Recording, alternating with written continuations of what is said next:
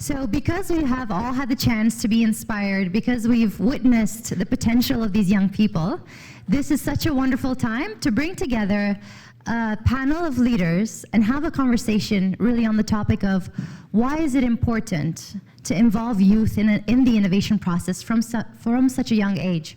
What value can they bring? And how can they help us prepare for a world of constant disruption? So these 4 panelists are extremely special to myself and to my team because they not only talk the talk, but they walk the walk. They truly support youth innovation. So I'm going to present them one at a time, and when you hear your names, feel free to join me up on stage. So I would like to first introduce Sylvain Charbonneau. He is the President and Chief Executive Officer of Blue Cross Canassurance, a leader in affordable quality health and travel insurance.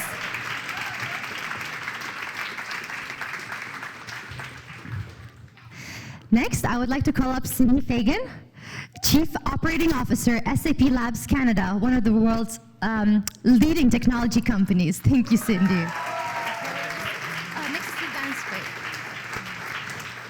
Next, Taryn, Huyer, National Innovation Lead as part of the Risk Advisory Team at Deloitte, one of the leading Big 4 in the world. Thank you, Taryn. And last but not least, Martel, Senior Vice President of Operations and co-founder of Canadian-born AI leader, Element AI. Thank you. Okay, thank you all so much. By the way, when my team and I were discussing who is leading this panel, we actually had to draw straws because we all wanted the opportunity to have a conversation with this incredible group of people. So thank you so much for joining us. So just to kick things off, I thought we'd ask some fun questions. So everyone, especially young people, we have a CEO, COO, a National Innovation Lead, SVP, and co-founder. What does this mean? What do you guys actually do on a day-to-day basis? Hello, hi. Good questions. 1, 2, 1, 2. Yeah, so CEO, Chief Executive Officer, and President of Blue Cross Canassurance. I'm basically leading an insurance company known for travel insurance. Some of you might have traveled while using Blue Cross insurance.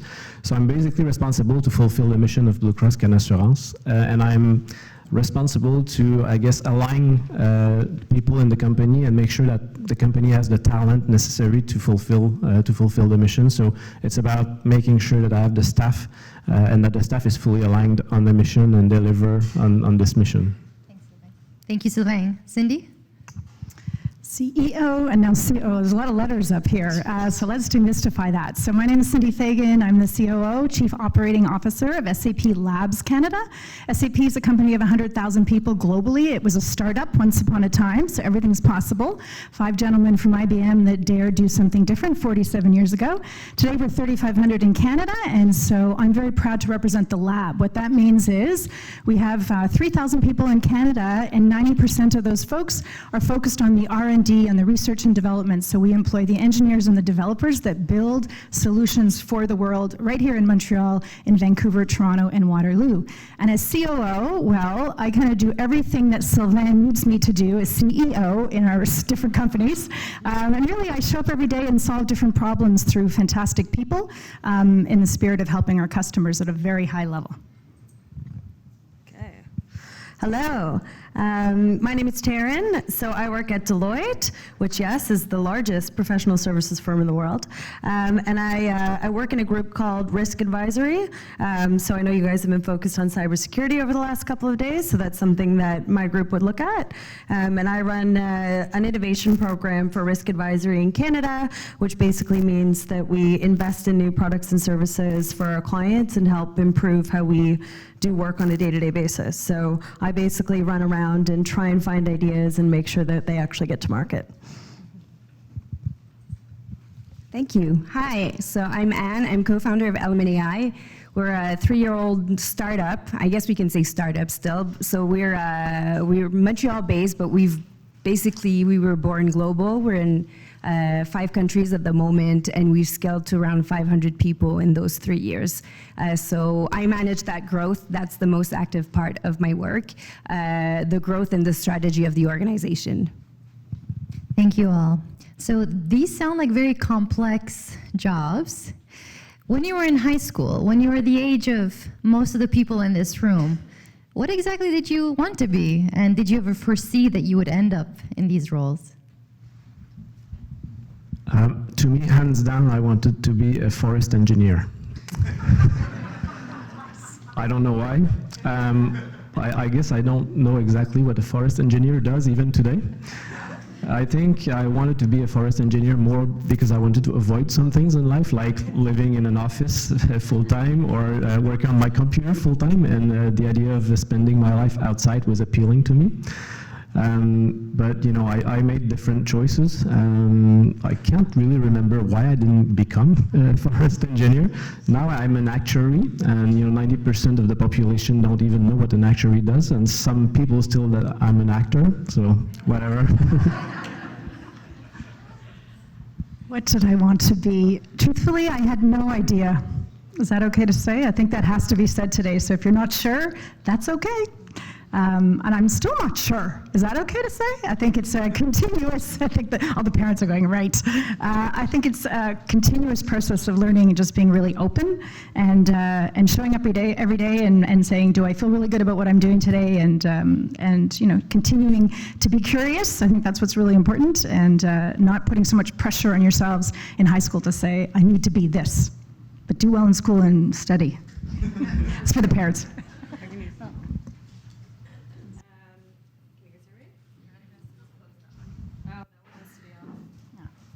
We'll figure it out. So I went to a high school in the West End of Toronto that was a school for the arts. So I deeply wanted to be on Broadway. That was my core focus. That's all I cared about very deeply for 4 years. Turns out I did not have the chops. Here I am. Yeah, I guess a bit in the same vein. I don't know that I knew what I wanted to do. I've studied law, I've studied finance, arts, I have an MBA. Like, I've tried many different things, and I guess that was the essence of who I was. It wasn't so much about what I would do, it was about learning different things, and that was important to me, just being able to do multiple things. I guess that's what starting a company is all about, so it made sense in the long run. Wonderful, thank you. So I hope all the young people were listening to that. You do not have to have it all figured out. And in fact, a lot of us still don't have it figured out. So you are not alone. It's an ongoing process. So, you know, we've been using a word this whole weekend, throwing it around, and a lot of companies have made it a part of their vernacular, and that is innovation. So I would like to know, what does innovation mean to you, and why does it matter in 2020, even more so than it did 5 years ago? And I will actually start with Taryn on this one. Okay. So innovation to me is a mindset. It's very broad. People use it to describe many different things. But to me, it's just being comfortable with change and being comfortable to try something new. So that manifests itself in creating, you know, digital products like what you guys all presented today. It may be a new business model. It may be incentivizing people differently. But to me, innovation is really just empowering people to be able to think differently and to change their surroundings. Thank you. And would someone like to talk about why does it matter so much more today than perhaps it wasn't? Was it as top of mind 5 years ago? Have things changed? Thank you. I think what's really different is the speed at which things are going. That would be the predominant thing. And then if you look at it from a business perspective, it's also the barrier to entry that's much lower. So that everyone has the ability to innovate, and innovation happens really fast. Thank you. Cindy, Sylvain, would you like to add to that? I guess the only thing I would add is, the technology gets more and more sophisticated, and one brain cannot solve it. So I think multiple brain, and that's why I think, the design thinking is so important, and collaborating all together, because the pace is really quick, and the technology is advancing a lot. So, getting around one problem with only one brain is not enough in today's world. So combining brains all together and collaborating is very, very important, I guess, to me. Yeah, I definitely agree. The only thing I would add is that we have this, we actually measure innovation in the lab in a survey that we do. And one of the challenges that we had in the organization was to connect everybody to the fact that you don't have to just be in development or be an engineer to be innovating, that we're all responsible for that. We all look at a problem, consume something, and have a responsibility to think, hey, can I solve this problem, or could we do this differently? And I think, as you said, it's a mindset, and we all have that. We just have to really be mindful about questioning the way we do things, and in doing so, you have this opportunity to think differently and to solve a problem differently, and that's everybody's responsibility. You don't have to just be an entrepreneur or be an engineer to be innovating. Yeah, just one quick note on that. We had one team in my company who was responsible for innovation, and I just decided to, ban this world from that very team, because everyone in the company was saying, well, that team will innovate, and us, we're just running the business. So now it's a mindset to a point that was mentioned earlier, and that's why we removed one team being responsible for innovation, and everyone is welcome to innovate. That's wonderful. Thank you for sharing. And it's also why we encourage so many different students to take part in this process, no matter where you're coming from, no matter where you are going. Innovation is a mindset. Innovation is a process. So speaking about young people in particular, what is the value that they can bring in the innovation process? Am I starting here? So we're about to transform the company to be able to be more proactive with the technology advancement and everything. So we're basically trying to involve them more than we ever used to do. They're our next customers, so if we don't involve them in the innovation process and in the thinking process and trying to imagine the future of the company, then we're missing something. They're our employees, but they're also our customers, so they have the best voice to represent that segment of our clientele. Yeah, I'd like to add to that. So, we say that diversity at SAP is our innovation strategy. And what we mean by that is it's not just about gender diversity, it's not just about cultural diversity, those that are differently abled, but it's really, truly about age diversity. And so it's a requirement for us that we have this really healthy age diversity in our teams, because we're building software for the world, and our customers include your children eventually, right? And so even we see that our customers are asking us to bring in an early mindset thinking to solving problems. I'll give you a great example. Everybody here knows Aldo. It's a great success story here in Montreal. And of course, a little while ago, we ran a design thinking session for them, and we specifically brought in early thinking into the design thinking process to reimagine what it would be like for all of us to go in store. We treated them as entrepreneurs and brought them into this innovation challenge because it was important for us that we would be able to look at the problem and consider it differently and encompass a very early thinking mindset. So for us, it's becoming a strategic advantage, and our customers are requiring us to do that, and our customers are global, and they're at every age.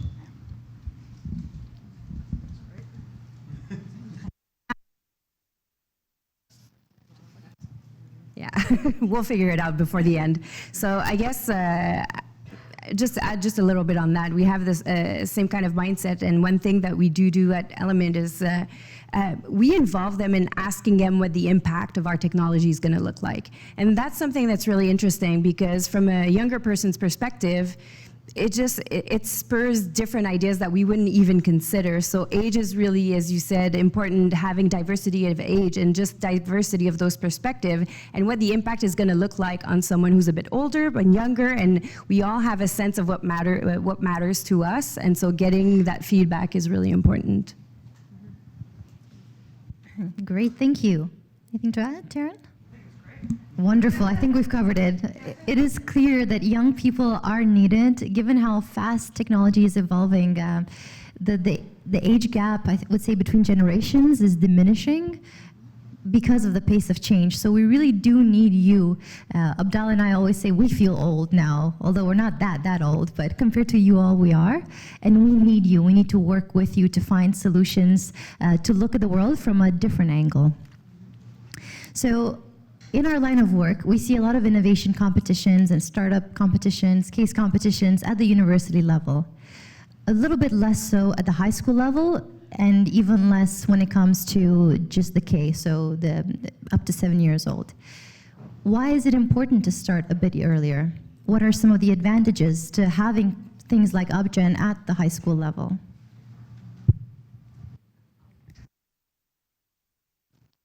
I can start that if you want.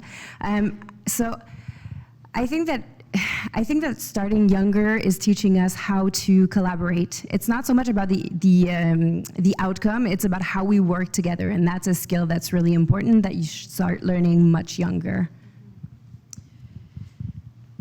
Yeah, and I would add the shelf life of skills these days is so quick. Like, I think by the time, parents probably won't like this, but by the time that you graduate high school, basically what you've learned in terms of skills are like no longer required in the world.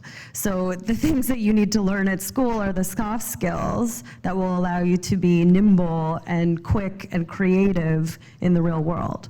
And so by starting programming like what you guys offer early on, you're learning creativity, you're learning how to collaborate, you're learning how to pick up on new skills quickly, and that's going to carry you a lot further in the world. So 100%, I think it's important. Where's de-stress? Is de-stress still here in the house? De-stress? Do you hear that? There's a lot of people who need your solution, because when they hear that, they're like, right? Okay, well, I read this great stat that I think it's like 69% of teens have a business idea, but they're too afraid to bring it forward. Why? Because they're afraid of failing. And I'm here to say that if you're an adult in the room, how many of you are afraid of failing? We all live that. Doesn't matter how old you are, how young you are. And so I think that these kinds of programs are incredibly important because, first of all, what I've seen today in terms of the caliber of presentations, I mean, shout out to all of you. It's super impressive. I could never have got up on a stage at 12 years old and did what you did today. So really, round of applause to all of you. It's amazing.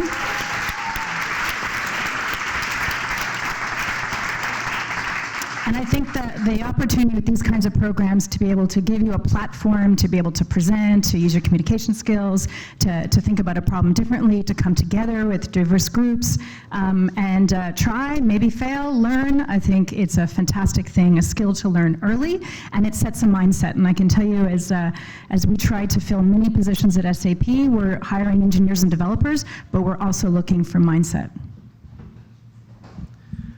I think pretty much was said. The only thing I would add is again pointing out the importance of UpstartED. To me, when I first had a dialogue with Diana and Céline at UpstartED, I thought, well, they're basically filling a void. You know, we need to start earlier, and we've seen it today, the healthcare system and the education system, they move really slow.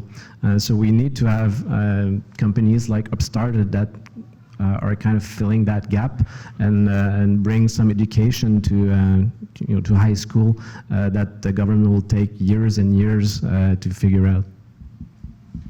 Thank you for that, and thank you for sharing. I think it's a very insightful conversation for parents, for students, and even for us at UpstartED, because we're trying to equip them with the skills and the mindsets and the knowledge necessary for when they do enter the workforce. So it brings me to another one of my questions that I'm very curious about. When you're hiring right now, what are the skills gap, the skills, knowledge, and mindsets gap? What should we be teaching, and what should parents be equipping their children with?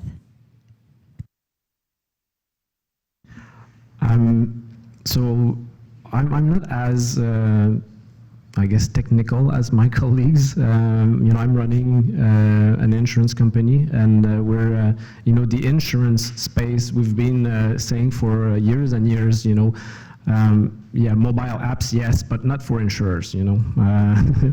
Buying clothes, buying, you know, shoes, yes. Buying insurance with a mobile app, that will never happen. And so, you know, we started late to wake up and actually realize that we needed to go that route as well. And so we have a lot of years to catch up, I guess, as an industry. I'm not only talking about Blue Cross, but as an industry.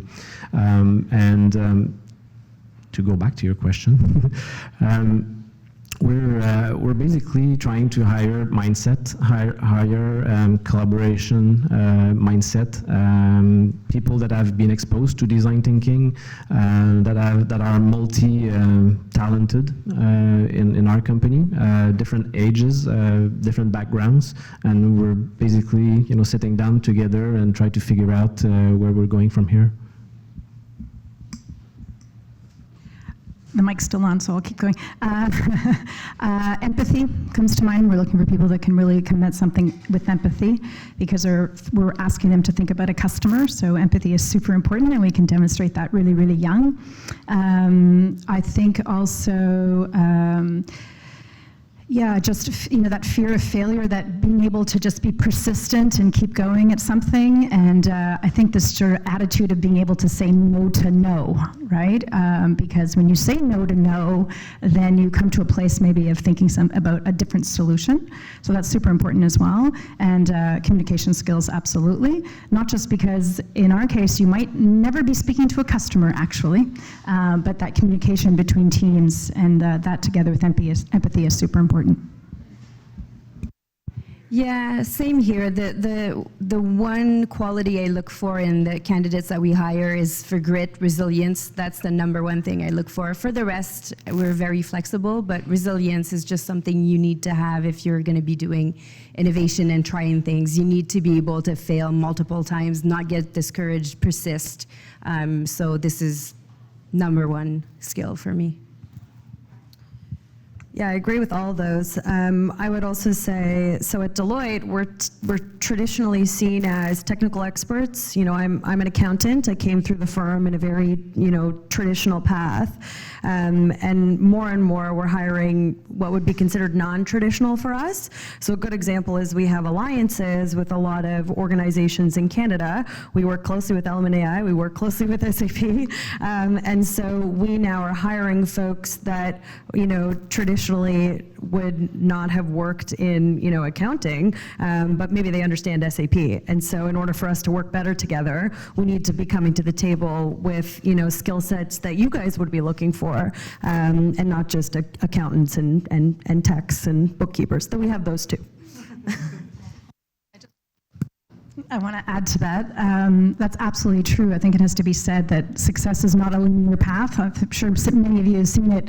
You know, some people think success looks like you start here and you go all the way like this. And some of it, my case was, it's like this, right? Then maybe. So you don't necessarily, in my case, for example, I had a startup, a small outfit of 10 people before I joined a company like SAP as CEO with 3,000 people. So some might say, what? How does that work? So I think that's important to say, is that what we're hiring for is people that have had lots of different types of experience, so they can bring that kind of perspective and that understanding to the table. It's super important. Great point. Wonderful. Thank you so much. And we had said to the students on Friday night, this is challenging, we know, but the best thing that you can do is just come back tomorrow. Come back, show up, go through the process. Even if you don't get selected as one of the 6 teams as part of this year's accelerator, treasure that failure. And I know a lot of people are uncomfortable with the word and even say, well, we should use something else instead. But no, failure is failure. And I think we should be proud of failure because it shapes us into who we are. So thank you for encouraging them to build that resilience that they need. And on that note, I'd love to come back to one key word that Cindy mentioned, diversity. Because we speak a lot about diversity and inclusion, and I know it's at the heart of every single one of your organizations. It's why our values align. And I want to know more about why is diversity in age specifically, why is that becoming more important to you all, respectively?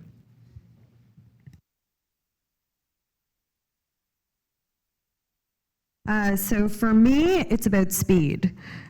So youth are quick, like the attention span, which is sometimes seen as a negative thing, a short attention span. I see it as a really positive thing because you can be super agile and super quick, pick up on concepts really fast. And so I think it's really important to be harnessing that energy. And I think we get much better outcomes when people can pick up on things quickly, not be afraid to try things, which is my experience in working with youth these days, for sure. To us, it's very important because we're an insurance company. We're perceived as dinosaurs sometimes, and we need to reinvent ourselves as an industry. And experience is great, but if you don't challenge that experience or the number of years of expertise or competencies that you've developed within our organization, then it's tough for us to move fast. We have some people in our organization that have been with Blue Cross for 45 years, working for Blue Cross. So they basically start their career at age 18, and they're still an employee of Blue Cross. So bringing youth into that mix, challenge those people, and it's critical. Maybe just to add, I think it's also out of respect for the understanding that great ideas come from anywhere, right? And so we host innovation challenges, I mentioned earlier, but it's important for us to have that age diversity at the table because that's when you have this magic that can happen where you might have someone that's younger that says, well, I've experienced that differently and I come at it from a different way, and what about this? And there's that moment of, yeah, what about that? I never thought of that. So I think that's what's really unique, yeah. I get in the same vein. For me, experience brings the know-how, the how, but then youth comes in and says, are you sure this still makes sense? And questions our way of thinking. And so for me, that's how I experience it. I'll add a little thing on that. We have sometimes, and more often than before, the question in our job interviews, how can I influence the trajectory of your company? They're 21, 22, 23, and they want to influence the trajectory of their company. When I was 22 and I first had my first job, that was the least of my concern to influence the trajectory of the company. But I think it's great, and they really, they are influencers, the youth today in social medias, notably. And we want them to influence the trajectory, so we need to make space, in the companies so that they can influence the trajectory of the company. Absolutely, thank you very much. So I hope young people, you are listening, that all of these older people actually want to hear you. We want your ideas. What you say does matter. And just because you're young does not mean that you cannot. In fact, you can and you should. We need you, our industries need you, these companies need you, and most importantly, I think society as a whole needs your ingenuity. I think that's the right word. So let's look towards the future. It's 2020. What about 2030? What does the future look like to you? Well, I'm not asking for a Jetsons type story, but what are some of the skills that you think we need to harness today to get there? 2030, wow. Well, I'm going to be retired, I think, at that point. That's what the future looks like. I'm a futurist. We had a futurist, actually, at SAP this week that talked about the future, and it was 145 slides in 30 minutes, and it was the first time I heard the future spoken to in a way that felt so bright. And it wasn't about AI is going to replace all our jobs and robots are going to replace everything. It was about the power that would come with the fact that everything would be so connected. So it's likely that our fridge is going to do work for us and then we could speak to our fridge. It's likely that our cars might be automated. I think that what it's going to look like is things will be more and more connected. We'll have more and more wearable devices. There's going to be more and more data. But I think there's a lot of wonderful power and opportunity in that. And I think we saw, if a lot of the businesses that we heard pitched today, we're going to have a lot of fantastic food being delivered to our house. I won't have to cook anymore, which I'm loving that idea. But in 2030, I think if I was to look forward and predict, I think you're going to see a real sharing economy. I think, you already see that with ride sharing today, and I think there's a generation now that's saying that, I don't want to consume, let's say, car insurance the same way that you might, right? Because maybe I only drive, 5 times in a month. Why should I spend the same as you do if you're driving every day? So I think there's going to be different kinds of models that are going to be respecting the fact that we consume things uniquely. I can continue. I guess for me, 2030 will be a world in which we have the confidence to challenge why things are being done, and it's going to be a world in which the primary skill that will be required will be to learn about to learn. So that's, I think, the world that we're going to live in. It's not going to be about what you know, it's going to be about how you get to learn things.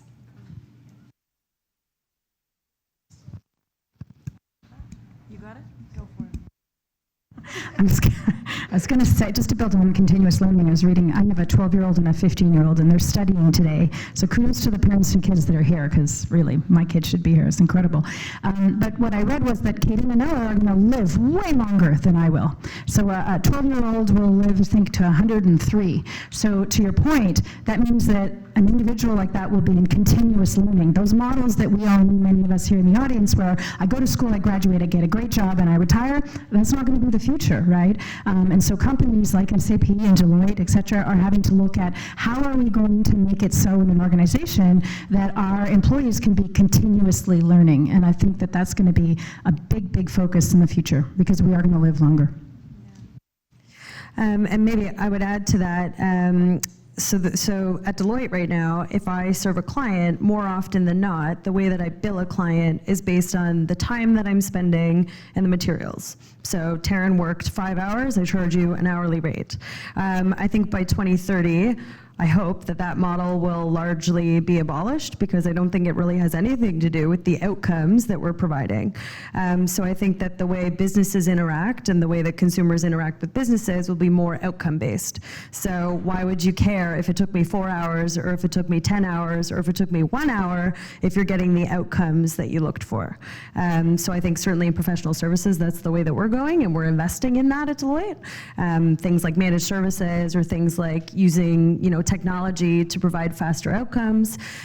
So I think in business, at least, that's where I see 2030. So I think companies that will succeed in 2030 are the ones that will have the lowest barriers to let people express their talent, basically. I think that collaboration will just be multiplied by, I don't know what number, but compared to today. But the fight for the talent is going to be extremely important in 2030. And I think that if the companies are focusing on attracting the right talent and making them work together for a common purpose, then they're going to win. Wonderful. Thank you so much for painting that interesting and hopeful future for us all. We hear a lot of doomsday scenarios, and there's a lot of fear and anxiety, but it's great that the leaders are open to a brighter future and that we have so many young people to help us. So, on that note, I will ask you, what is one piece of parting advice that you have for all the young people in the room and all the parents that are guiding them through the process of growing up? My word of advice would be demand more. I think that this generation has the ability to make substantial changes to our planet and to the way that we work, the way that we interact towards one another, and I think that you should demand the ability to do that. You should own it. Companies, people will follow you. You have that power.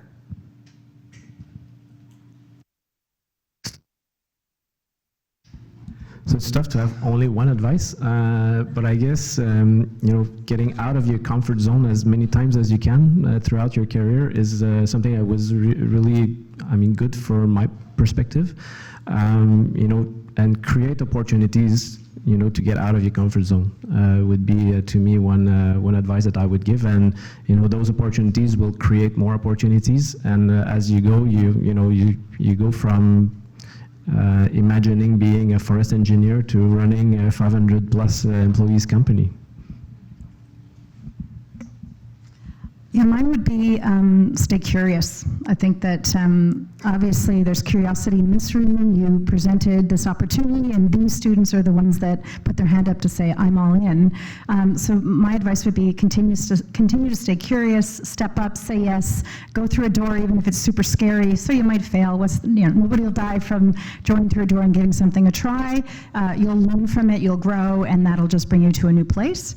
And to the parents, I think it's just anything you can do to support that curiosity is really the best advice I can offer. I also read something, again, I admit I have a 12 and 15-year-old, so I was thinking a lot about the parents in the audience, and I read something just yesterday that said, we treat our kids, they're kids, but we treat them, we have expectations of them as adults. And I thought, do I do that? I might do that, right?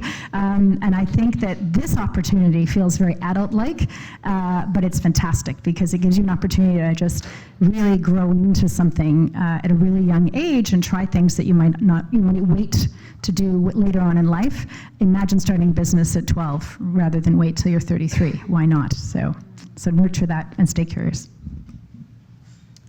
And then I guess I would say just take your time. I think I felt pressure to pick something and get into it, but in reality, I've probably had 5 careers at the same place. So I think especially in this day and age, you probably will have many careers in your life, and so don't feel too much pressure about getting the first one exactly right. It's probably going to shift over time. So just take your time, enjoy things, learn from every moment, and you're going to have awesome careers. It's going to be great. Thank you very much. Thank you. So learn, stay curious, push yourself, and just learn to fail early on. And yes, I'm trying to add on, but it was perfect, just like that. So thank you all so much. Let's please give them a big round of applause.